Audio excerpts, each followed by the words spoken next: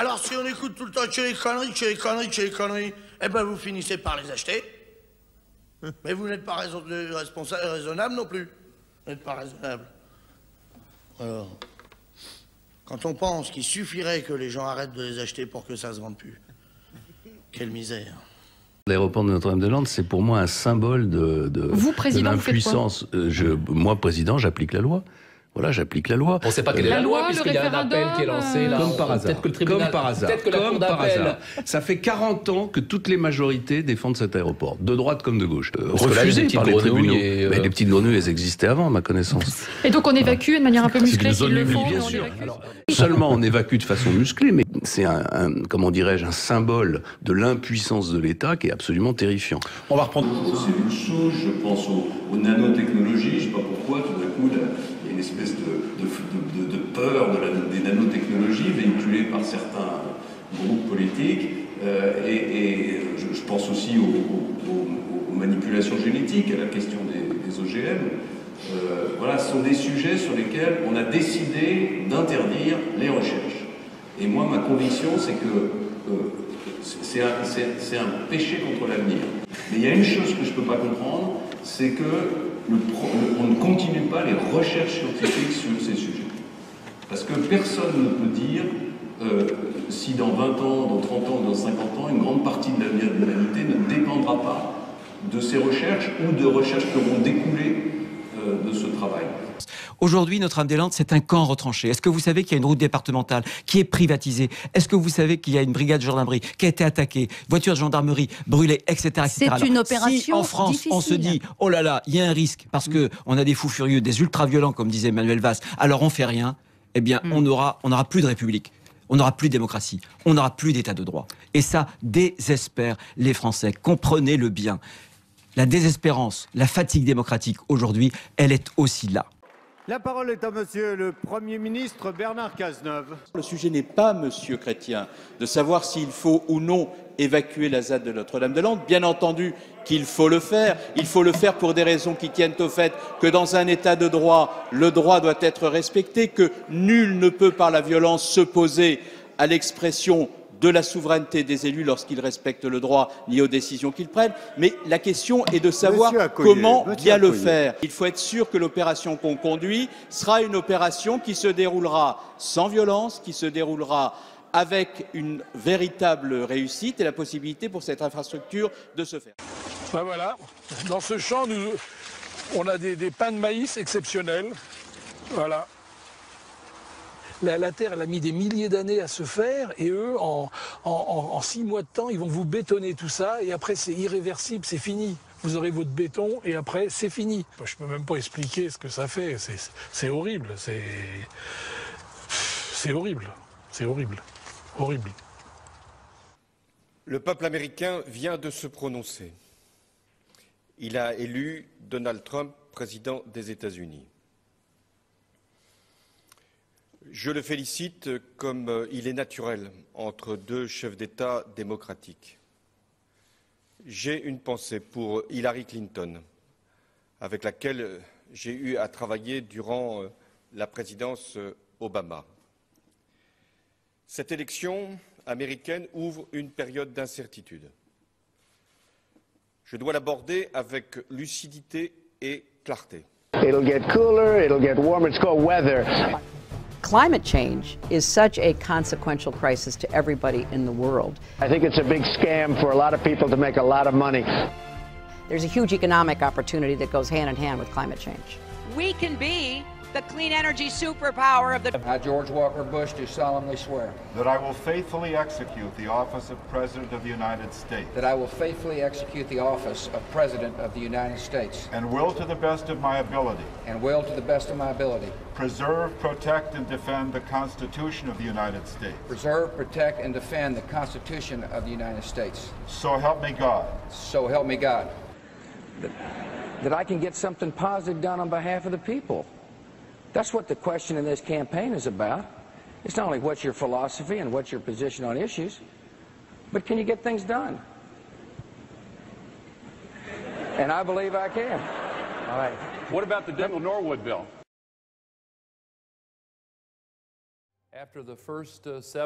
Au bout d'une petite dizaine d'années de mesures, on voyait le processus qui était en cours. Je lui demandais un jour comment il se faisait que la courbe montait et descendait chaque année. Et il m'expliqua que si on considère la masse continentale, on constate qu'elle est bien moins importante au sud de l'équateur. La grande majorité des terres se trouve au nord, et la plus grande partie de la végétation est au nord de l'équateur. Donc, quand l'hémisphère nord est incliné vers le soleil, comme c'est le cas pendant notre printemps et notre été, la végétation pousse et absorbe du gaz carbonique. Ainsi, le taux de CO2 dans l'atmosphère baisse. Mais lorsque l'hémisphère nord est incliné de l'autre côté, en automne et en hiver, les feuilles tombent et dégagent du CO2. Et donc, le taux de CO2 dans l'atmosphère augmente de nouveau. C'est comme si, une fois par an, la Terre inspirait et expirait. We've known about this for decades, for over half a century. Try to have a conversation with anyone about climate change, people just tune out. Climate change. Climate change. Climate change. And the problem seems to be getting worse and worse and worse. The truth is, the more I've learned about this issue and everything that contributes to the problem, the more I realize how much I don't know. Oh my God! Look at how violent that is. Paradise that has been degraded and destroyed. We're knowingly doing this. I just want to know how far we've gone, and if there's anything we can do to stop it. The U.S. has been the biggest emitter of greenhouse gases in history. You're a fossil-addicted country. We are doing more investment in solar today than the U.S. is. Half the people in office still don't believe in climate change. Why do you think there is such opposition about the science? I think it's politics. People are so arrogant to think they can change climate. Environmental issues have become the biggest reason for mass demonstrations. We want to hold them accountable. This is the most important issue of our time. Question is, can we change our course in time? You need 100 gigafactories to transition to sustainable energy. That would make the United States, the whole world, all energy. That sounds manageable. All that I've seen on my journey shows us we have the means of stopping this devastation. Politicians do what the people want them to do. Once the American people are convinced, the politicians will fall in line very quickly. If we keep pushing, there's no reason why we can't solve this problem. The world is now watching. We ask you to protect it. Are we and all living things we cherish our history?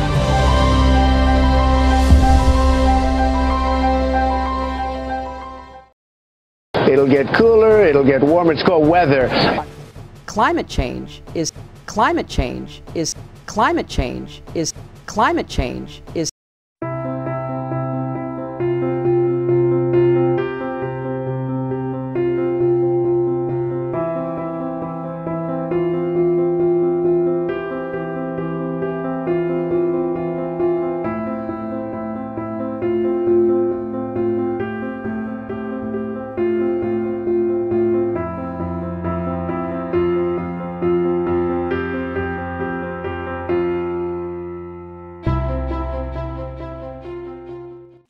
Au cœur du désert, les palmiers de Aït Ben Omar abritent un petit paradis grâce à des kilomètres de canaux qui abreuvent les plantations, un système d'irrigation millénaire et communautaire. Chacun a de l'eau pendant quelques heures et chacun prend son tour. Si j'ai l'eau à 6 heures du matin, après, ce sera à 6 heures du soir. Benjlil a donc droit à 9 heures d'eau tous les 13 jours, à peine suffisant pour cultiver ses champs et gagner sa vie. On ne gagne pas assez. En un an, tu gagnes 500 €. C'est pas assez pour un jeune aujourd'hui. Alors, il part chercher du travail ailleurs. Les jeunes qui émigrent fragilisent le système traditionnel de gestion de l'eau. Faute de main-d'œuvre, des champs entiers sont laissés à l'abandon et envahis par le sable. Quelques kilomètres plus loin, la situation en est dramatique. Manque d'entretien des canaux d'irrigation, pompage excessif et anarchique ont épuisé la nappe phréatique. La cause essentielle et principale, c'est le comportement humain. Avec l'immigration, les gens ils sont revenus avec de l'argent, ils ont investi dans le motopompage. C'est cet motopompage excessif sauvage qui a abouti à l'exploitation presque totale de la nappe. mais de nouvelles techniques d'irrigation apparaissent. En 2005, cet agriculteur a été le premier à expérimenter un système de goutte à goutte. Avec le système d'irrigation traditionnel, on perd beaucoup d'eau par évaporation. Grâce au goutte à goutte, j'économise 2/3 de l'eau disponible. En à peine 2 ans, son investissement a été rentabilisé et sa production augmentée.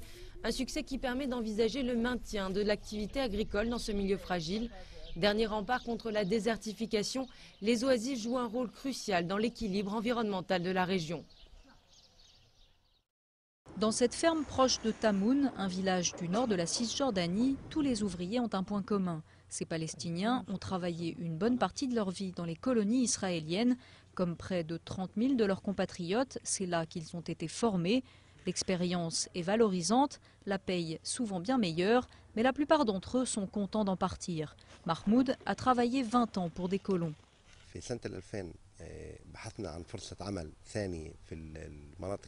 En 2000, j'ai commencé à chercher un autre travail avec des Palestiniens.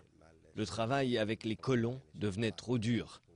Sur le chemin pour y aller, et même au travail, on était maltraités tout le temps.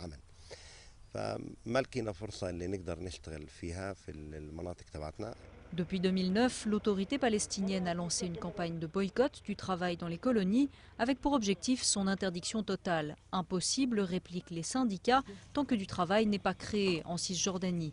Qu'à cela ne tienne, Abu Dargham propose cette alternative dans sa ferme, un geste que les autorités locales apprécient.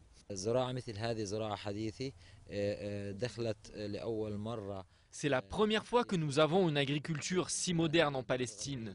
On a vraiment envie que ce soit un succès car nous devons couvrir de fleurs le marché local. Un marché local en pleine expansion car les produits venant des 120 implantations juives de Cisjordanie sont boycottés, mais les initiatives comme cette ferme sont encore rares et loin d'être assez nombreuses pour donner du travail à tous les Palestiniens. Dans les territoires occupés, le taux de chômage avoisine toujours les 20%. Le désert d'Atacama, au nord du Chili, c'est le plus aride au monde. La dernière fois qu'il a vraiment plu ici, c'était en 2005, pendant 3 heures seulement.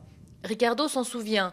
C'est le porte-parole des 2500 agriculteurs de San Pedro, une des rares oasis au milieu du désert, grâce à ce petit cours d'eau. Mais aujourd'hui, il est inquiet. Avant, le débit était de 850 litres par seconde, il y a 20 ans de ça. Aujourd'hui, il est de 400. Quand j'étais enfant, il pleuvait beaucoup et le débit était beaucoup plus puissant. Mais ces 4 dernières années, il n'a pas plu une seule goutte. C'est grave. Dans cette oasis, le tourisme a explosé ces 20 dernières années. 120 000 visiteurs par an. Et l'eau se fait de plus en plus rare. Alors certains essaient de ménager l'environnement, comme ici, à l'hôtel de luxe Tira Atacama. Le jardin potager est alimenté par du compost organique. On récupère les eaux usées pour arroser les plantes. Et un consultant anglais a même été recruté pour réduire les dépenses en eau. Nous avons changé une partie de notre système hydraulique. Avant, on employait un système appelé microjet qui utilisait 49 litres d'eau par heure et par mètre. Mais à présent, notre système d'irrigation n'utilise plus que 4 litres par heure. Mais la conscience écologique est encore loin d'être la priorité des Chiliens. Alors pour faire changer les mentalités, l'Office des forêts locales emmène de jeunes collégiens prendre l'air 1 fois par mois dans ce petit bosquet pour les sensibiliser aux problèmes de l'eau notamment. L'eau arrivait jusqu'en haut avant, et regardez où elle est maintenant. Le plus important, c'est l'éducation à l'environnement, sensibiliser les gens. Parce que si on n'y arrive pas, ça va mal se terminer. Et l'urgence est là. Dans certaines zones de la région, le désert avance de 400 mètres par an. Dans sa ferme située à une trentaine de kilomètres de Bamako, Oumar Diabaté, agronome et vétérinaire de formation, pratique depuis une dizaine d'années l'agroécologie. Un concept basé sur le respect des écosystèmes qui permet d'obtenir des rendements élevés malgré l'aridité des sols du Sahel. Au fur et à mesure que tu bines, au fur et à mesure que tu enlèves les herbes. Au début, ce n'était pas facile de montrer ça aux agriculteurs parce qu'ils pensaient que j'avais autre chose, une autre notion que j'utilisais, une notion sûrement maraboutique que j'utilisais parce que le sol que j'avais acheté ici, c'est un sol qui était très pauvre, l'herbe ne poussait même pas. Dans le jardin d'Oumar, aucun produit chimique n'est utilisé. Compost et fumier font office d'engrais naturels. Et pour maintenir la fertilité du sol, Oumar pratique la rotation des cultures. En guise d'insecticide, il associe à ses pieds de tomates une plante soigneuse. La tagette, non seulement il fait attirer les insectes sur les fleurs, les insectes ravageurs et autres, donc ça permet à la tomate de pousser très tranquillement. Mais en même temps, la tagette produit jette des dégâts de substances nématocides dans le sol, donc il nous permet de lutter contre les nématodes qui parasitent la tomate à partir de la racine. La mixité culture-élevage permet de recycler les déchets animaux comme fertilisants et d'utiliser les mauvaises herbes et autres résidus végétaux pour nourrir les bêtes. La production d'Oumar est récoltée 2 fois par semaine et livrée directement à ses clients réguliers. Et chez les Diabaté, on travaille en famille puisque c'est Fatoumata, la femme d'Oumar, qui est chargée de préparer les paniers qui seront acheminés aux 4 coins de Bamako. Dans ce paysage aride de pierres et de sable, seules les motos parviennent à circuler. Youssef est agriculteur et ses champs sont situés à la bordure de la Palmeraie, dans une zone où le sable fait des ravages. Avant de mettre le fourrage à sécher ici, il n'y avait pas de sable. Mais juste après qu'on l'ait déposé, il y a eu quelques jours de vent. Et vous voyez le résultat, le fourrage est maintenant couvert de sable. Le changement climatique aggrave la désertification et l'ensablement est l'un de ses symptômes. Dans cette région au sud-est du Maroc, c'est un combat au quotidien. Avant que les gens ne s'installent ici pour faire de l'agriculture, il y avait des dunes de sable. Le fait de cultiver permet de diminuer l'ensablement. En revanche, le problème est que si tes voisins ne cultivent pas et ne plantent pas des arbres pour faire obstacle au vent, alors le sable revient. C'est là toute la complexité du phénomène. Lutter contre l'avancée du désert exige de travailler main dans la main avec l'ensemble de la communauté. Mais la migration des jeunes vers les villes et la perte des savoir-faire ont perturbé les modes de fonctionnement traditionnels. Ici, Youssef avait planté une vingtaine de palmiers, seuls 2 ont survécu. Quant aux arbres fruitiers, la plupart sont morts, étouffés par le sable. L'importance de ce système oasien-là, c'est qu'il joue un rôle non pas seulement d'équilibre à l'échelle locale, mais à l'échelle du globe terrestre. C'est-à-dire, si ce système-là oasien disparaît, automatiquement la désertification va monter vers le nord du Maroc, et puis vers l'Europe, etc. Youssef ne bénéficie d'aucune aide de l'État pour cultiver dans ce milieu hostile. C'est avec leurs faibles moyens que jour après jour, lui et sa famille tentent vaille que vaille de repousser l'avancée du désert. La 3e session ordinaire de la conférence des chefs d'État et de gouvernement des pays membres de l'Agence panafricaine de la Grande Muraille Verte s'ouvre ce lundi à Nouakchott, en Mauritanie. D'importantes questions liées à la gestion de l'agence, notamment les ressources financières et les questions juridiques, seront évoquées. À mi-parcours, les parties prenantes tirent un bilan satisfaisant des actions menées jusque-là. Quand on regarde aujourd'hui les superficies qui sont plantées, nous avons y à faire une évaluation au niveau des différents blocs. Le taux de réussite varie entre pratiquement 50 à 65% ou bien 63%. Et je pense que c'est un taux qui est important pour nous en matière de plantation. Quand le taux est atteint ce niveau-là, on peut dire que vraiment c'est une réussite. La zone de la Grande Muraille Verte enregistre une perte annuelle du couvert végétal atteignant 1 800 000 hectares et une réduction considérable des terres arables.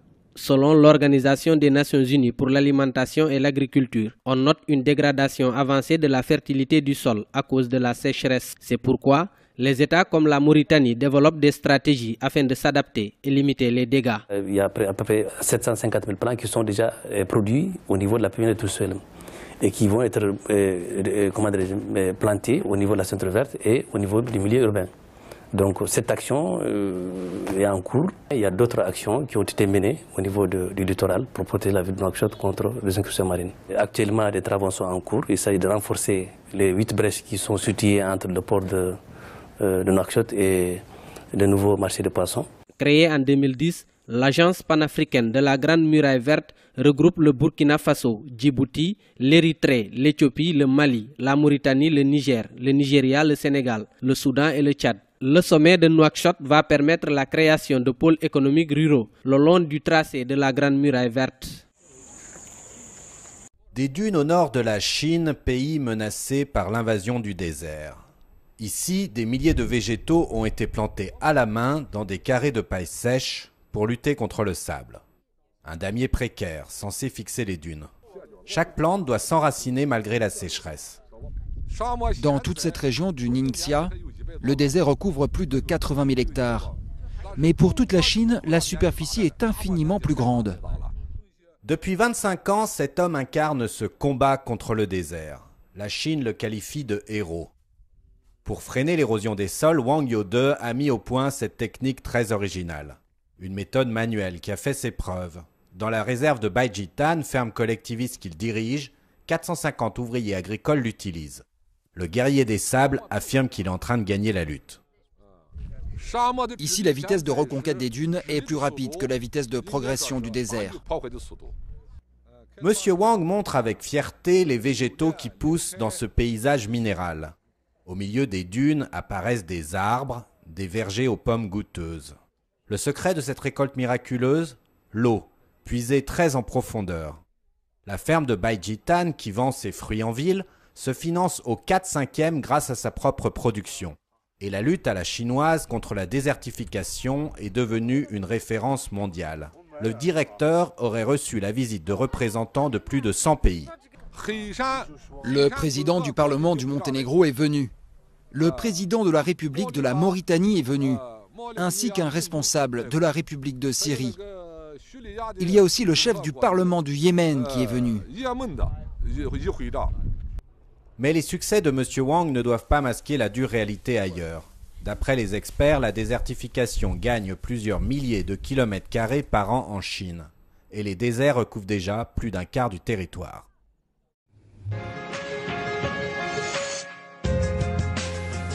Djenet Bouchaoui, une petite ferme assez atypique. Située à une quinzaine de kilomètres d'Alger, elle est le point de rencontre de passionnés de la terre et soucieux de l'environnement et de l'équilibre écologique, qui se sont structurés en une association appelée Torba, qui signifie en arabe terre fertile, ayant pour slogan « Cultivons notre santé ». C'est le slogan de Torba, « Cultivons notre santé ». Notre santé, on peut s'en charger en la cultivant soi-même. Cultiver soi-même ses légumes, ses fruits, cultiver sa façon de consommer, cultiver sa façon de vivre. Le collectif en lui-même, c'est une thérapie pour tout le monde. Sur ces parcelles de terre, on cultive fruits et légumes, plantes aromatiques et plantes médicinales. Mais cette omniprésence florale n'est pas anodine. Elle attire les insectes tels que les papillons et les abeilles qui participeront à la pollinisation naturelle de certains végétaux. C'est un endroit où on plante des plantes médicinales et aromatiques. Donc là, vous avez par exemple du romarin. Là, vous avez de la sauge. Là, vous avez de la menthe poivrée. Menthe sauvage plutôt. Menthe sauvage. Là, c'est du basilic. Il y en a ici aussi. Oui, du basilic. De la marjolaine. Ben, c'est des plantes qui permettent de... On peut faire de la tisane avec. Pour un meilleur équilibre de l'écosystème, les pesticides sont bannis de la ferme. La solution est traitée naturellement et à base de plantes. Dans un même contexte, rien ne se jette. Dans cette ferme, on procède à la récupération et au compostage. Les épluchures de fruits et légumes ménagères sont transformées en engrais naturels. Les restes des repas serviront à nourrir les animaux de la ferme. Quant aux bouteilles en plastique, elles seront utilisées comme mini-serres ou pots de plants. L'agroécologie pour changer les habitudes culturelles au Burkina Faso. C'est l'ambition de l'association Interzone pour le développement en milieu rural. Depuis une vingtaine d'années, elle s'emploie à enseigner à ses membres une exploitation responsable des terres. Installée à Beta, une bourgade située à une centaine de kilomètres à l'est de Ouagadougou, c'est aussi un site de formation et de démonstration de techniques écologiques comme la conservation de l'eau, la fertilisation des sols ou encore les semis en poquet. Elle vulgarise aussi l'utilisation de la fumure organique pour les cultures. Le compost aérobique est fait tout simplement par, comme on le dit également, des matières organiques, oui, mais surtout avec du fumier, de la paille, bon, matière végétale, fumier, en utilisant comme vraiment, comme produit en tout cas accélérateur ou quoi, de la cendre, tout qui arrive de la nature. Et donc, ça permet vraiment de développer une vie microbienne dans votre matière que vous allez obtenir à la fin. Avec comme slogan « Nourrir les hommes en prenant soin de la nature », cette association fait de la récupération des sols arides son cheval de bataille. Ainsi, le cordon pierreux est utilisé pour le contrôle de l'érosion, le maintien de la matière organique et des propriétés physiques du sol. Une technique qui fait école. J'ai déjà pu voir la fabrication du compostage, le compost. Et également, j'ai pu voir comment les techniques qui sont employées pour conserver l'eau. C'est très important. Et puis le type de culture qui est faite et également le paillage qui est très important. Cette association est présente dans une quarantaine de villages et compte faire de l'agroécologie la seule voie et l'avenir de l'agriculture des pays sahéliens comme le Burkina Faso. À son actif, plus de 6000 paires de fosses à fumier pour des familles. 6h30 du matin à Tinjdad, une palmeraie du sud du Maroc. Moha est à pied d'œuvre. Son métier, coupeur de dattes et pollinisateur. Au printemps, il monte déposer le pollen sur les fleurs des palmiers femelles. En octobre, il grimpe pour récolter les fruits. La corde n'assure pas sa sécurité, mais celle des régimes de dattes. Un travail risqué et dont la rémunération varie d'une année à l'autre.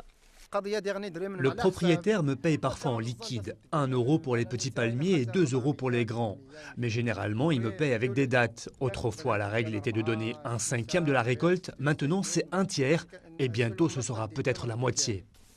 Les prix grimpent car les bras et les compétences manquent. Au cours du XXe siècle, la maladie du bayoud, un champignon qui se transmet par les racines de l'arbre, ainsi que les sécheresses successives, ont décimé les 2/3 des palmeraies marocaines. La production de dattes a chuté et la plupart des jeunes ont quitté les oasis. Les jeunes partent parce qu'ils ne trouvent plus de quoi vivre ici, mais ceux qui restent doivent s'occuper des palmiers. C'est notre culture. D'autant plus qu'ici, nous n'avons que ça. Les palmiers sont la base même de l'oasis. Sans eux, il n'y a rien. Nous devons revaloriser cette culture. Dans des conditions optimales, avec un bon système d'irrigation, un palmier peut produire jusqu'à 100 kg de dattes. Les prix mondiaux étant à la hausse depuis une dizaine d'années, elles sont vendues entre 5 et 10 euros le kilo pour les meilleures variétés. Le Maroc souhaite donc développer la filière et la moderniser. Pour la première année, un salon international des dattes a même été organisé. 3 millions de plants vont être plantés pendant 10 ans, de 2010 à 2020. Il va y avoir une partie qui va être en renforcement de la palmeraie traditionnelle et une partie va être des extensions. Et ces 3 millions de plants vont nous permettre de doubler la production. L'enjeu est de taille, car au-delà de la production de dattes, il s'agit de sauver les oasis en évitant que les gens migrent vers les villes. Les palmeraies abritent environ 1,6 million d'habitants et constituent les derniers remparts contre l'avancée du désert. Le Burkina Faso est un pays agricole. Plus de 80% de la population vit de cette activité. Une agriculture pluviale, tributaire des aléas climatiques. En réponse à cette problématique, des agriculteurs ont trouvé des techniques pour mieux produire sur des sols arides, tout en évitant l'exploitation anarchique des sols. L'une de ces techniques, c'est le zaï, une méthode de réhabilitation des terres dégradées. La technique du zaï consiste à creuser vraiment des trous sur son terrain qu'on va amender avec du compost pour aller un peu plus vite en tout cas. En même temps que tu récupères tout ton espace, tu fertilises également tes cultures du jour.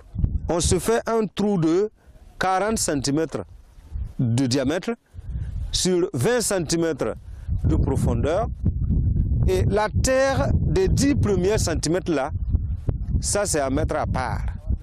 Et la terre maintenant des 10 derniers centimètres aussi à part. Une fois que vous mettez, parce que c'est estimé à 1 kg de compost qu'on va mettre dans le trou. Au Burkina Faso, cette technique est accompagnée de la fabrication du compost. Des agriculteurs réunis au sein de l'association Interzone pour le développement en milieu rural vulgarisent cette technique.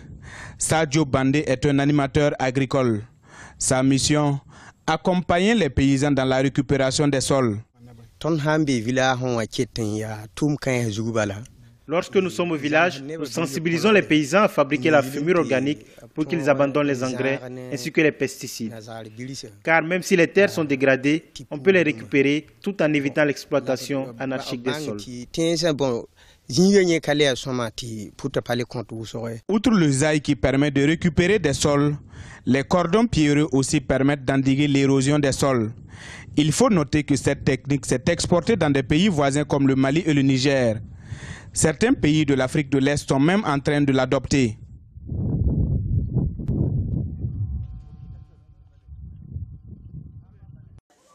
Des échoppes en bois remplies de fruits et légumes, le bétail qui déambule dans les allées étroites, c'est l'affluence sur le marché de Mekele dans la province du Tigré au nord de l'Éthiopie. Tekiagos est vendeur de céréales, aujourd'hui ses affaires sont prospères. Mais il se souvient de ces mêmes allées durant la famine de 1984-85 qui a fait selon les bilans entre 400 000 et 1 million de morts.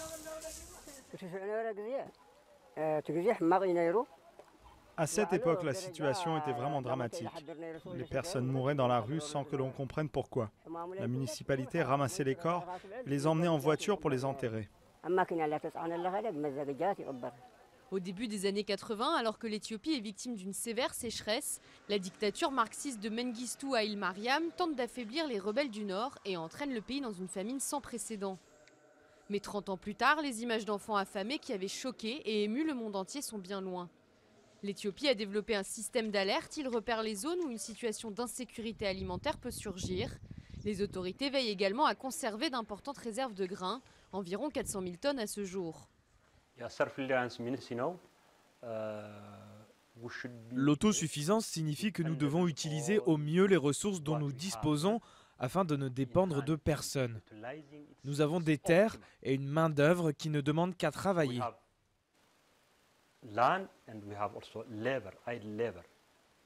D'ambitieux projets d'irrigation dans des villages tels que Abraaz, Béa permettent à ces sols arides de devenir de précieuses terres arables. Une cinquantaine de réservoirs retiennent les eaux de la saison des pluies.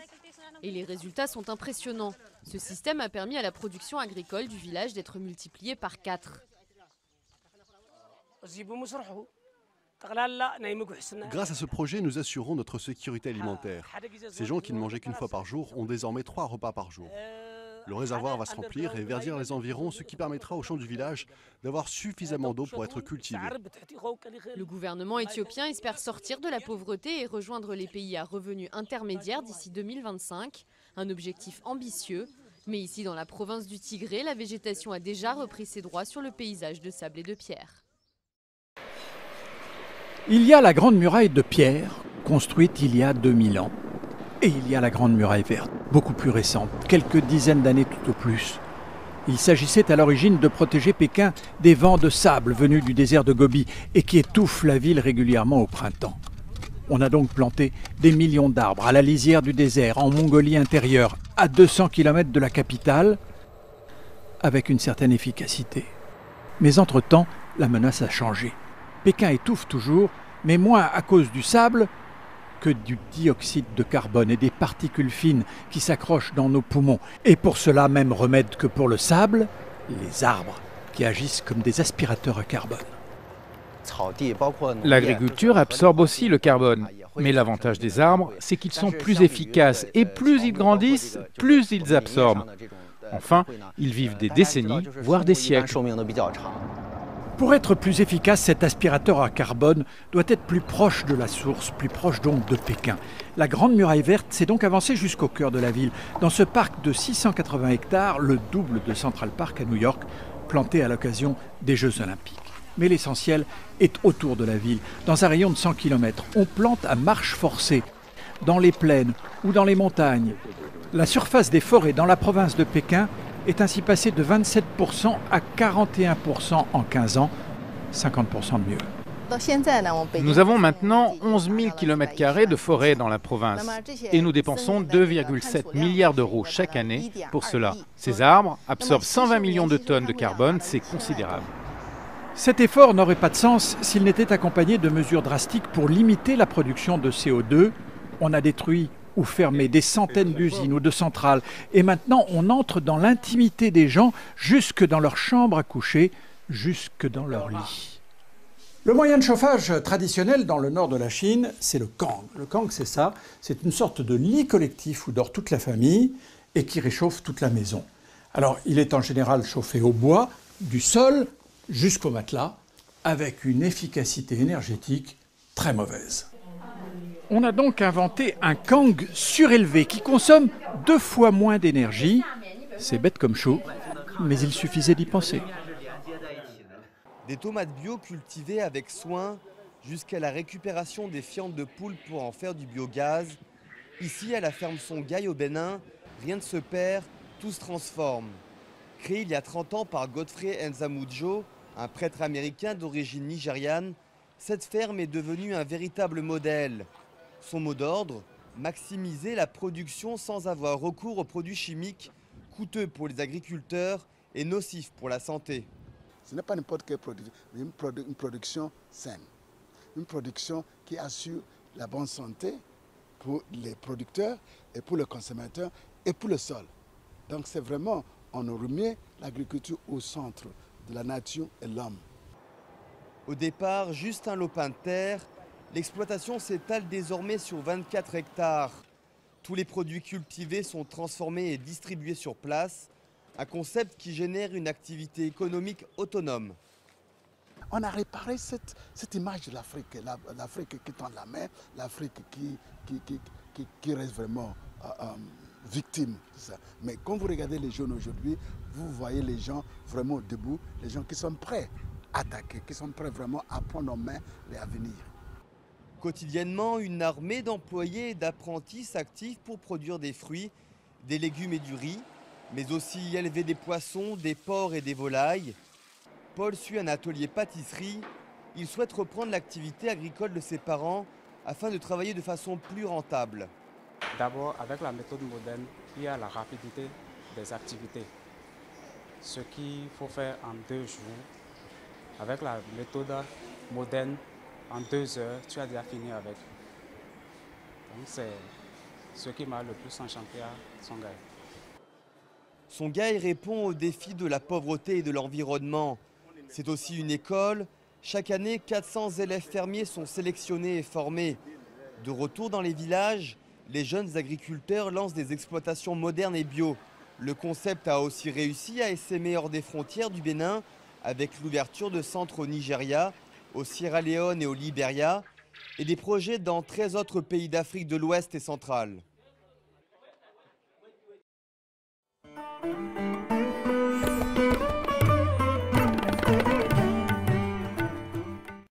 Je suis en Inde, mais je rentre de la RDC et du Cameroun. J'ai été voir mes amis Antoinette et André. Je les ai vus travailler sur leur propre terre, sur l'agriculture naturelle, à faire de leur ferme un modèle pour leur population et leur communauté. Je me dis que nous, INDP, nous devons répondre à leurs demandes de soutien, pour 3 raisons. La première, c'est qu'ici même, en Inde, nous mettons en place des projets qui sont des modèles d'agroécologie pour nos populations. La deuxième, c'est qu'il y a beaucoup de similitudes entre ces pays africains et l'Inde sur le plan climatique, sur le plan géographique, sur le plan culturel. Et la troisième, qui à mon avis est la plus importante, c'est que nous devons, en Inde mais aussi ailleurs, renforcer des projets, des alternatives qui existent déjà. Alors maintenant, il faut répondre efficacement. C'est pour cela que je me tourne vers mes anciens stagiaires, des stagiaires d'INDP qui connaissent INDP, ses valeurs, ses principes, sa façon de faire et le terrain aussi en Inde.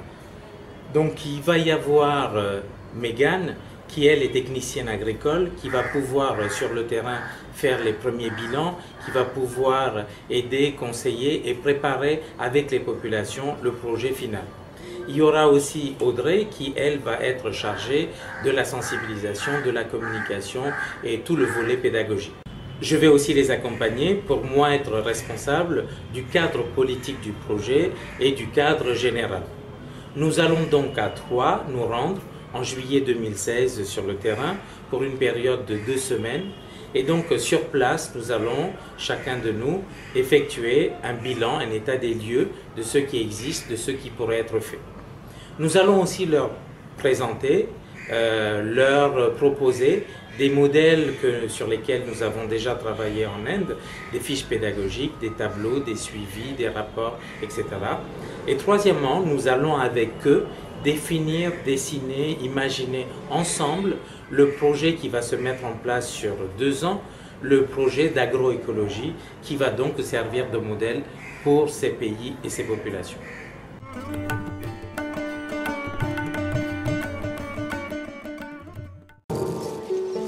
Les tomates étaient plus grosses, on n'avait pas besoin d'engrais. Mais au fur et à mesure, la terre s'appauvrit, donc ça ne peut plus être comme avant. Et avec la chaleur qu'il y a, on est obligé, pour faire les vivriers, les légumes, tu es obligé de mettre l'engrais dessus pour que ça soit bien. La banane ne produit plus comme avant, lorsque la terre était fertile. Dans la banlieue d'Abidjan, Eliane fait figure de résistante. L'État ivoirien a décrété son village zone industrielle. Les EVA qui poussaient ici sont de plus en plus rares et le mercure augmente. Pour Eliane, pas question d'abandonner sa production vivrière. Pourtant, la baisse des rendements l'inquiète. Ces cultures ne lui suffisent plus. Elle doit désormais acheter des compléments au marché. Quand il n'est pas dans ses champs au Niger, Djibo, lui, se rend de colloques en conférences pour porter son message. Aujourd'hui, à Bruxelles. L'éleveur de bovins est à la tête d'un réseau de producteurs d'Afrique de l'Ouest. Il milite pour que les agriculteurs ne soient pas laissés pour compte, eux qui sont confrontés quotidiennement au réchauffement de la planète. On ne peut pas aujourd'hui nier qu'il y a le changement climatique. Ça aussi, ce n'est pas possible. Quel que soit là où on est, qu'on soit du sud, qu'on soit au Sahel, qu'on soit au milieu, aujourd'hui, le changement climatique, il est là. Il est devant, il est dans la maison même des gens. Pluies imprévisibles, sols dégradés, rendements en baisse, les agriculteurs sont de plus en plus vulnérables. Et pourtant, on leur demande toujours davantage d'efforts pour produire plus vert. Le système agroalimentaire représenterait au total 1/3 des émissions de gaz à effet de serre dans le monde. Pour l'ancien rapporteur spécial des Nations Unies pour le droit à l'alimentation, une solution, aider les producteurs à passer de l'agro-industrie à l'agroécologie. L'agroécologie propose de produire à partir d'une diversité de plantes dont on étudie les combinaisons pour qu'elles puissent se soutenir mutuellement. C'est une agriculture plus intensive en connaissances, qui exige une transmission du savoir, mais moins intensive en intrants. Et c'est la seule agriculture qui convient à notre siècle. Autre piste complémentaire, un changement d'habitude des consommateurs, en choisissant des produits frais, cultivés localement, avec un minimum d'engrais et de pesticides. Chaque citoyen peut agir au quotidien et soutenir durablement un autre modèle agricole.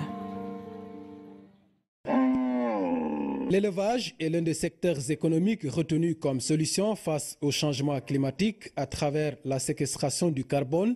Les ministres français et sénégalais de l'agriculture ont ainsi visité un fournisseur de la laiterie du Verger à Patibado, à 16 km de Richard Toll. Dans cette ambiance très fraternelle, plusieurs points ont fait l'objet d'échanges, notamment comment faire de ces éleveurs de réels acteurs du développement local. Ensuite, le temps d'un déjeuner au cœur de la zone sylvopastorale avant de visiter les premiers arbres qui témoignent de l'effectivité de la Grande Muraille Verte. Je sais maintenant que sur le terrain en Afrique subsahélienne, qui est un enjeu colossal en termes de stockage de carbone pour lutter contre le réchauffement climatique, mais aussi en termes de développement et de fertilité des sols, il y a des expériences, il y a des projets qui sont en cours et qu'il faut qu'on encourage. Si je suis venu en tant que ministre de l'Agriculture français jusqu'ici, c'est bien parce que je souhaite vraiment passer un message très fort.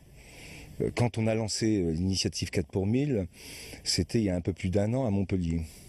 C'était pour dire l'agriculture et les sols agricoles seront une partie de la solution dans la lutte contre le réchauffement climatique. Alors que souvent, on disait l'agriculture, l'élevage, c'est un problème, ça émet des gaz à effet de serre. Ben non.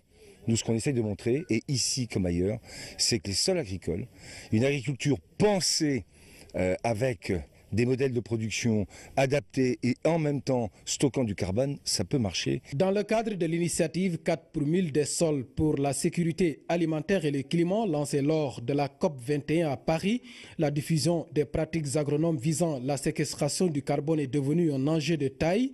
Ici, dans la Grande Muraille Verte, elle s'explique ainsi. Ce qu'on essaye de montrer, c'est qu'une partie du carbone qui est dans l'atmosphère peut être fixée par des arbres et par la photosynthèse. Après, il faut qu'on garde les arbres, parce que sinon on rejette le carbone qui est stocké, parce que ça c'est du carbone. Et on essaye aussi, avec les feuilles et tout l'humus qu'on peut trouver, de remettre du carbone dans les sols. À Ouidou Tingoli, Stéphane Le Foll a eu droit à plusieurs exposés, tous orientés vers la lutte contre les changements climatiques et l'autonomisation des populations rurales, des travaux de recherche qui montrent le lien étroit entre sécurité alimentaire et climat. Sécurité alimentaire et lutte contre le réchauffement climatique peuvent être tout à fait compatibles, sont compatibles, puisque le fait de stocker du carbone dans les sols, ça permet d'améliorer la fertilité des sols et donc la production agricole. La Grande Muraille Verte a naturellement été l'un des sites qui a le plus marqué la visite de cette délégation française au Sénégal, car ici, le volume de séquestration du carbone est énorme. Aux frontières du Sahara, quelques arbres esselés, menacés, on le voit sur ces images, par l'avancée du désert. Lui, qui gagne en moyenne 2 km par an, tuant toute végétation sur son passage. Éviter que ce scénario ne se répète, faire reculer le désert, rarement l'homme n'avait été si ambitieux. En 2008, l'Union africaine décide de planter des arbres. C'est la Grande Muraille Verte. Dans 11 pays de la région, sur plus de 7500 km, une barrière de végétation de 15 km de large. Où en est ce projet colossal, 8 ans après son lancement? Nous sommes allés dans le nord du Sénégal, là où tout a commencé sous l'impulsion du gouvernement sénégalais. Près du village de Ouidou, en cette saison des pluies, 3 mois par an, l'herbe reverdit le désert. Preuve que tout espoir ici n'est pas perdu. Nous sommes bien sur la ligne de front de la lutte contre la désertification, embarqués avec ces jeunes hommes de la région, les bâtisseurs de la Grande Muraille Verte. L'équipe est dirigée par le sergent Ndiaye. Venez! Où est celui qui doit creuser? Allez, on commence. Au bout de 8 ans, l'organisation est bien rodée. Sur des tranchées déjà labourées, des équipes de 3. Le premier creuse, le suivant met la plante dans le trou et le dernier enfin consolide l'ensemble. En fait de muraille, ces jeunes hommes reboisent des parcelles de 500 hectares, protégées, clôturées. Ça, c'est la protection, pour se défendre de la divagation du bétail. Vous voyez, là-bas, c'est des bœufs. Il faut protéger pour donner au plan le maximum de chances de survivre. Depuis 2008 que ce programme existe, environ 2 millions de plants par an ont été mis en terre chaque année. Cela peut paraître considérable, mais ce n'est qu'un début. L'idée, en fait, sur ces parcelles, c'est de multiplier par 20 la densité des arbres. Mais c'est dans 20 ans, il y a encore du travail à faire. Les arbres plantés sont souvent des acacias du Sénégal, qui survivent dans ce climat aride. Illustration sur une parcelle plantée au tout début du programme en 2008. Certains arbres mesurent ici jusqu'à 2 mètres de haut. C'est vrai, les résultats commencent à être visibles. La faune change. Des oiseaux qui avaient disparu font leur retour, attirés par une nature plus généreuse. La population également y trouve son compte. Les femmes du village, tout particulièrement. C'est elles qui s'occupent des jardins maraîchers, mis en place dans le cadre de la Muraille Verte, avec à la clé des légumes et des fruits qu'elles ne connaissaient même pas. Des fruits qui n'ont pas besoin d'être arrosés et des revenus nouveaux pour les 248 femmes qui travaillent ici. Avant, il n'y avait pas de fruits et légumes dans cette zone. Maintenant, on en a avec ces jardins. C'est une révolution pour nous. C'est très bien tout ça. Mais si on avait davantage d'eau, ce serait extraordinaire. Il nous faut de l'eau. Pour les pommes de terre ou encore les carottes. La bataille contre le désert est loin d'être gagnée. On le voit d'ailleurs, prêt à faire disparaître l'herbe qui existe encore. Mais l'adhésion de la population est une première victoire. À l'image de ce berger, pourtant sceptique au début du projet. Avant, on ne trouvait plus rien dans la brousse. Maintenant, on retrouve des choses importantes. Tout ce qui nourrit, on le trouvera dans la Grande Muraille Verte. Avec ses réussites et ses limites, l'expérience sénégalaise est aussi une exception Sur les 11 pays de la Grande Muraille, certains n'ont même pas commencé, comme le Mali ou le Soudan, touchés par la guerre.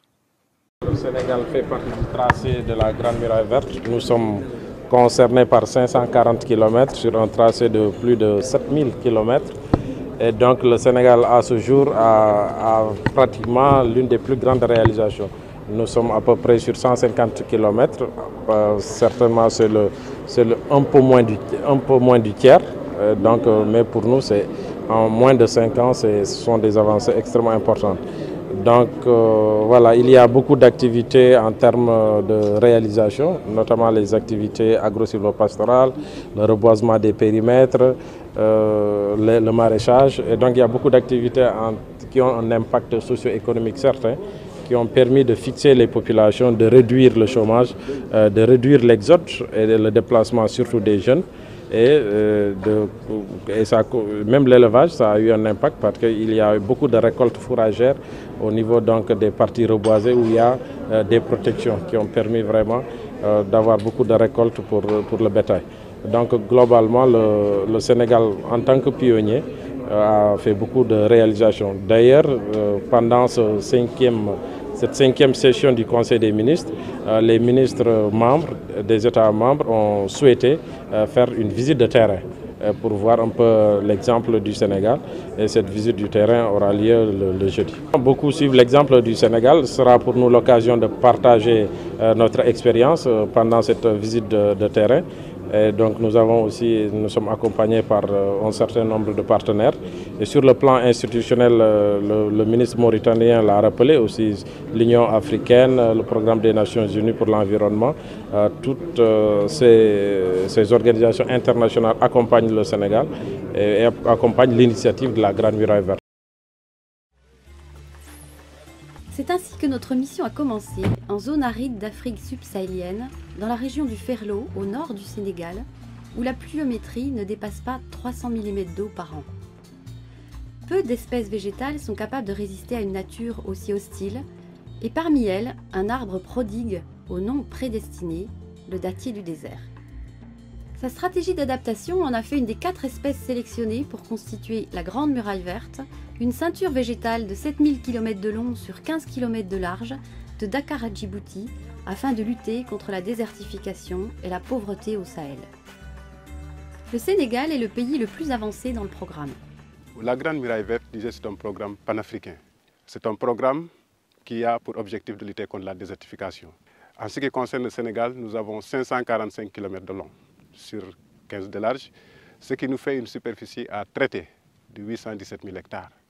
Le programme au niveau du Sénégal a démarré depuis 2008, avec en moyenne 5 000 hectares de plantation par an. Nous avons des parcelles qui ont des superficies variant de 500 à 2 000 hectares. C'est énorme. Et les écartements au niveau de ces parcelles, c'est de 5 mètres entre les plants et de 8 mètres entre les lignes. Donc au niveau d'un hectare, on a 250 plants en moyenne. Il ne s'agit pas de constituer un mur végétal, mais de planter des arbres afin de restaurer progressivement l'écosystème et d'offrir aux populations locales des ressources durables. Une des clés de réussite de ce programme ambitieux, la création par le CNRS d'un observatoire homme-milieu destiné à évaluer l'impact de ces plantations.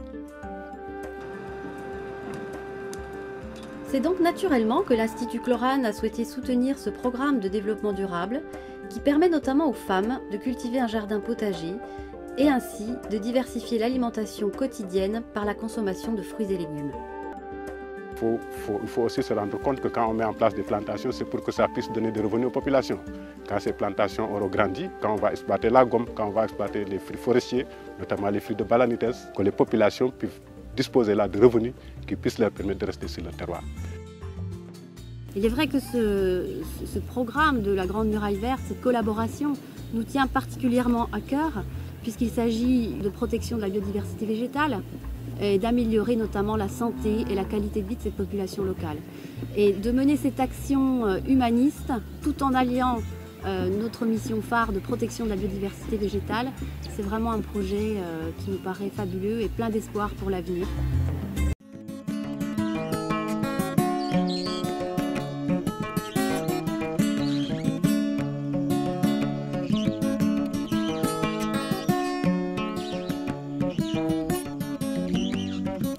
Parce Parce qu'Afafa, sa mission, c'est de reverdir le Sahel.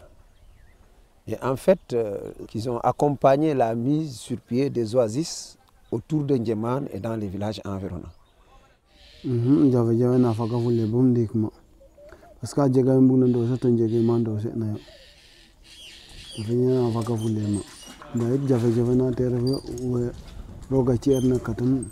Nous, quand on venait là en 92, dans le village, il n'y avait que de vieilles personnes. Tous les jeunes étaient entre Dakar, Thiès et Mbour, en train de travailler. Alors, quand on a commencé à installer le programme, lorsqu'ils nous trouvaient là, ils nous disaient, mais vous venez au suicide. Ici, rien ne pousse.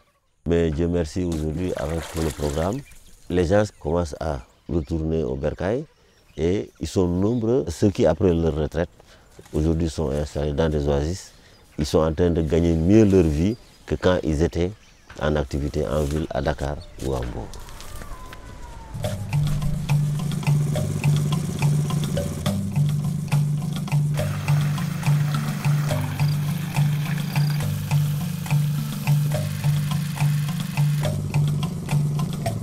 Du coup, est-ce que l'agroécologie, c'est vraiment quelque chose qui est adapté ou est-ce que c'est quelque chose que les Blancs ont amené du coup Non, l'agroécologie est bien adaptée. Ce sont les gens qui ne sont pas adaptés.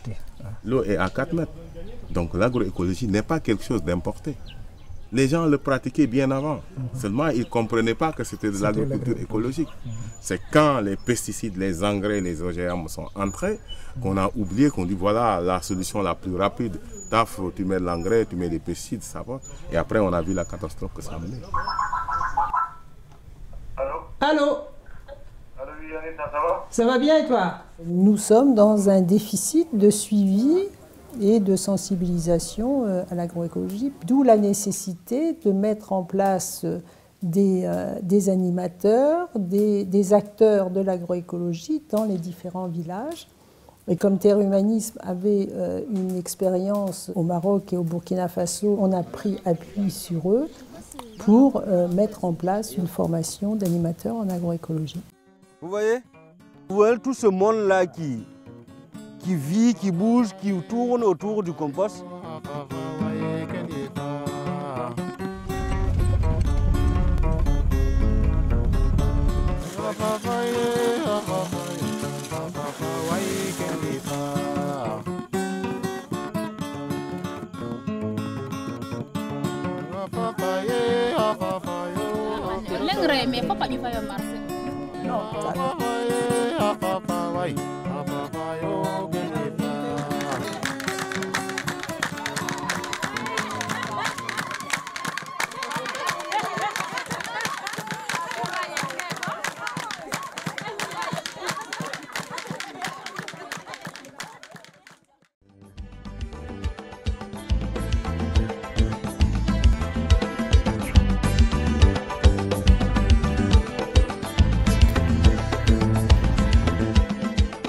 De par sa position géographique et ses caractéristiques agroécologiques, Haïti est un pays vulnérable aux aléas climatiques. La dernière décennie a été particulièrement violente.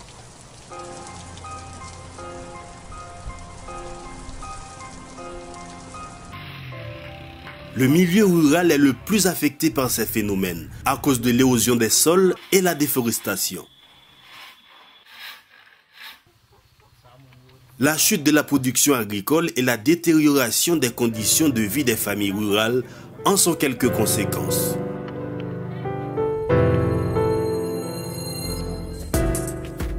Le projet de renforcement de la résilience au changement climatique mis en œuvre par la FAO en partenariat avec les ministères de l'Environnement et de l'Agriculture vise l'amélioration des systèmes de production agricole en vue d'une adaptation au changement climatique et une diminution des risques de désastre. Financé par le Fonds pour l'environnement mondial, le projet intervient dans les départements du Sud-Est et de l'Ouest. Les activités du projet se déroulent autour de 4 composantes. Une première composante concerne la production de semences et de matériel végétal de variétés de cultures résilientes au changement climatique. Koumagua, non seulement le plus résistant avec soleil, avec vent qui saute vent là, il est résistant avec alizène. Parce que l'Isen n'a été rabouche-toi et au planté même là. Différence c'est que comment avoir les pi, il est monté le pi adapté, n'a pas celle-là dans la zone, passer à l'Isen. Une deuxième composante consiste à des essais et à l'application des techniques résilientes au changement climatique. Parmi ces techniques se détache, entre autres, la plantation de rampes vivantes pour lutter contre l'érosion, l'agroforesterie pour une gestion intégrée des ressources naturelles et une diversification de la production, l'agriculture de conservation pour améliorer la structure des sols à travers différentes techniques telles le labour minimal du sol, la couverture permanente et la rotation de culture. La troisième composante concerne la vulgarisation de ces bonnes pratiques à travers les champs-écoles paysans, espaces permettant à l'agriculteur d'observer et de suivre le développement d'une culture durant tout son cycle. Un champ-école paysan, c'est une école pratique. C'est-à-dire, c'est une école qui se fait directement dans le champ. Ils partagent leurs expériences et ils mettent en exergue ce qu'on appelle l'approche participative. La philosophie, c'est la durabilité de la solution trouvée et qui doivent être répliquées dans les champs personnels. Enfin, la quatrième composante consiste à la gestion des risques de désastre. Des plans de GRD élaborés au niveau de chaque commune seront intégrés au plan de développement de l'agriculture et de l'environnement au niveau départemental.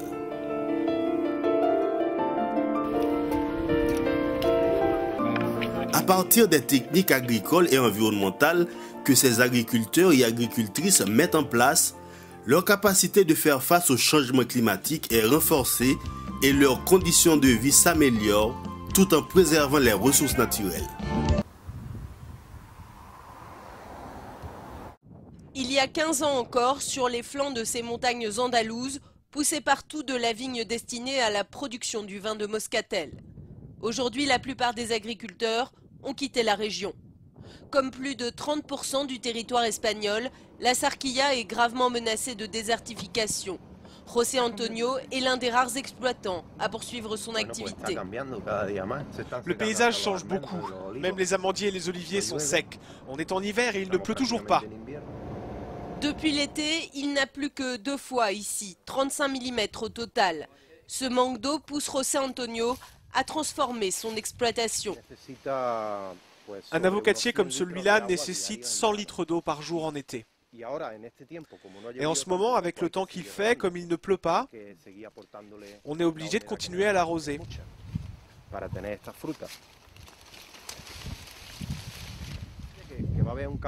Du coup, dans ce champ, on change de culture. On a planté ces jeunes manguiers et quand ils seront assez grands, on coupera les avocatiers. Tout simplement parce que les manguiers sont beaucoup moins gourmands en eau. Cet agriculteur est également contraint de privilégier les cultures sous serre. Et il fait le même constat que les scientifiques de Greenpeace. Le réchauffement climatique provoque aussi la prolifération des parasites. À cause du manque d'eau et de la chaleur excessive, ce parasite, la tuta du Pérou, prolifère très bien dans le sud de l'Espagne et durant toute l'année. À 200 km de là, le désert de Tabernas est la région d'Europe où les températures sont les plus élevées. Aux portes de ce désert, les terres sont aujourd'hui presque toutes abandonnées. Le désert est en train d'avancer vers le nord, c'est évident. Vous voyez ici, avant, les terres étaient cultivées. Aujourd'hui, il reste un peu d'élevage dans la Sierra, mais plus d'agriculture. En 2007, l'Andalousie a été la première région espagnole à mettre en place un plan de lutte contre le réchauffement climatique. Gloria Guzmán est l'une des scientifiques chargées d'évaluer l'impact des changements du climat. Il y a beaucoup de communes où les conflits sociaux liés à l'eau sont devenus très importants ces dernières années. En Andalousie, il n'y a déjà plus assez d'eau pour tout le monde. Et vous croyez que le processus va s'arrêter aux Pyrénées? Non, après l'Espagne et le Portugal, ce sont des problèmes qui s'étendront à toute l'Europe. C'est évident. Grâce à l'utilisation de fertilisants naturels, entre autres, l'équipe de Gloria a montré comment réduire de 80% l'énergie fossile consommée par les cultivateurs d'oliviers. Mais selon elle, les efforts de la région ne servent à rien sans l'instauration de mesures drastiques au niveau mondial. Le 12 décembre 2015 restera une grande date pour la planète. À Paris, il y a eu bien des révolutions depuis des siècles. Mais aujourd'hui, c'est la plus belle et la plus pacifique des révolutions qui vient d'être accomplie, la révolution pour le changement climatique. Merci. Vive les Nations Unies, vive la planète et vive la France. Merci.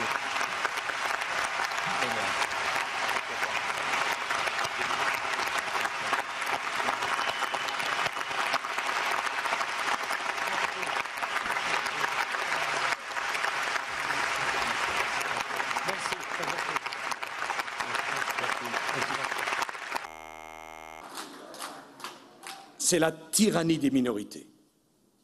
Et la tyrannie des minorités, mes chers amis, fait reculer chaque jour davantage la République.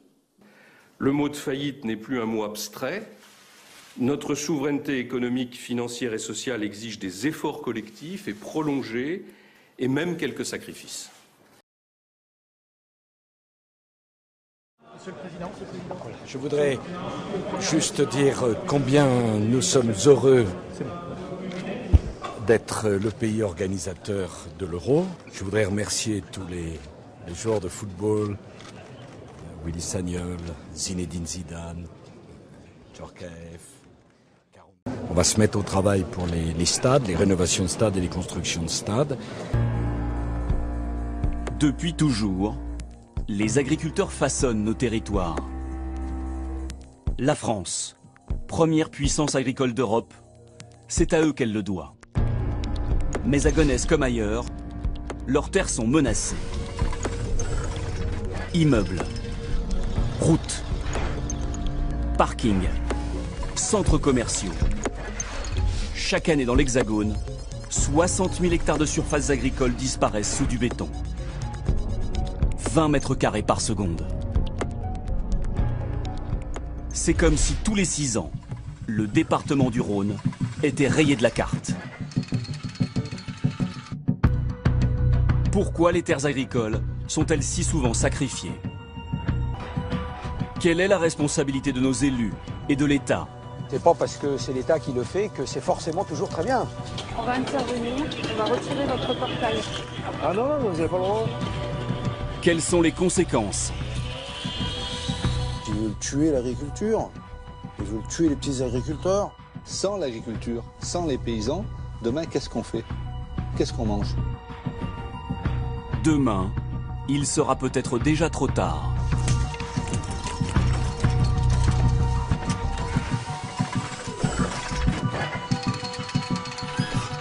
Alors si on écoute tout le temps chez les conneries, eh ben vous finissez par les acheter. Mais vous n'êtes pas raisonnable non plus. Vous n'êtes pas raisonnable. Alors, quand on pense qu'il suffirait que les gens arrêtent de les acheter pour que ça se vende plus, quelle misère. L'aéroport de Notre-Dame-des-Landes, c'est pour moi un symbole de l'impuissance. Moi, président, j'applique la loi. Voilà, j'applique la loi. On ne sait pas quelle est la loi, puisqu'il y a un appel qui est lancé là. Comme par hasard. Peut-être que le tribunal... Comme par hasard. Je pense aussi aux manipulations génétiques, à la question des OGM. Voilà, ce sont des sujets sur lesquels on a décidé d'interdire les recherches. Et moi, ma conviction, c'est que c'est un péché contre l'avenir. On a une planète magnifique et tout ce que nous savons faire de cette planète magnifique, c'est un champ de bataille. Un chemin de vie hors du commun, à brinque-ballé Pierre Rabhi d'Algérie aux usines automobiles de Paris. En 1961, dans l'incrédulité générale, il fuit la capitale et s'installe dans une ferme au cœur de l'Ardèche. On rencontrait les paysans qui nous disaient « Qu'est-ce que vous venez foutre ici? Il n'y a pas de vie ici, il faut retourner en ville. » Il s'accroche, épouse Michel, parisienne elle aussi, élève sa famille, longtemps sans eau courante, sans électricité, subjugué par la beauté du lieu. La terre est pauvre, tout juste bonne à nourrir un troupeau de chèvres. Alors il développe des trésors d'imagination, en dehors des dogmes agricoles de l'époque. Plus d'engrais chimiques, par exemple. ce fumier des animaux, on l'a composté et c'est comme ça qu'on a commencé à créer les premiers engrais organiques vivants que l'on a mis dans notre terre. Bien avant tout le monde, il développe l'agroécologie. Tous les déchets organiques sont mis là, donc stratifiés, mis en fermentation. Et on obtient ce terreau-là. Et petit à petit, il va faire école. On le réclame sur les terres arides du Sahel. Au Burkina Faso, ces méthodes naturelles, enseignées directement aux paysans, multiplient par 3 les rendements agricoles. Ça donne de la vitalité au sol. L'engrais chimique, ça tue le sol. On a aujourd'hui une agriculture qui, pour produire, est obligée de détruire. Ces combats deviennent politiques. Avec son ami Didier Meunier, il aide les paysans d'Haïti à échapper aux semences OGM. Didier, c'est bien, tu nous parles de semences reproductibles, de semences libres, mais où est-ce qu'on trouve les souches? L'humanité est entièrement menacée par la cupidité des gagneurs d'argent. Et à travers une dizaine de livres, Pierre Rabhi raconte comment il est devenu militant de la décroissance. Faire comprendre que la croissance est le problème, c'est pas la solution. Même une baleine, ça s'arrête de croître quand même. Il y a un moment où imaginez une baleine qui s'arrêterait jamais de croître, où est-ce que ça nous mène? Et c'est cette croissance-là qui a établi les règles de l'économie, qui en fait n'est pas de l'économie, c'est du pillage. Quelle planète laisserons-nous à nos enfants? Et quels enfants laisserons-nous à la planète? Il s'interroge, sa fille apporte des réponses concrètes. Elle a créé une école et un hameau écologique. Méthode éducative nouvelle, maison en terre et en bois, isolée avec de la paille, uniquement des matériaux locaux. D'autres projets encore portent ces idées. L'utopie de Pierre Rabhi est en marche. Je suis paysan. Et je suis fier d'être paysan. Parce que les paysans, c'est ceux qui nourrissent la terre et nourrissent les humains. Donc il faut bien comprendre que ce que nous faisons en soignant la terre et en aimant la terre, c'est une action et une mission la plus belle qui soit. J'attends que ça se finisse et puis que l'aéroport arrive. Moi, ça ne m'apporte rien parce qu'à l'âge que j'ai, j'en ai rien à faire, mais c'est pour les jeunes et puis pour ceux qui viennent derrière. À Notre-Dame, on n'a rien du tout. À Notre-Dame, on n'a qu'une usine, on n'a plus rien. Il y a juste quelques maisons qui se construisent et puis c'est des gens qui viennent d'ailleurs qui sont que de passage. On n'a plus qu'une petite épicerie. Puis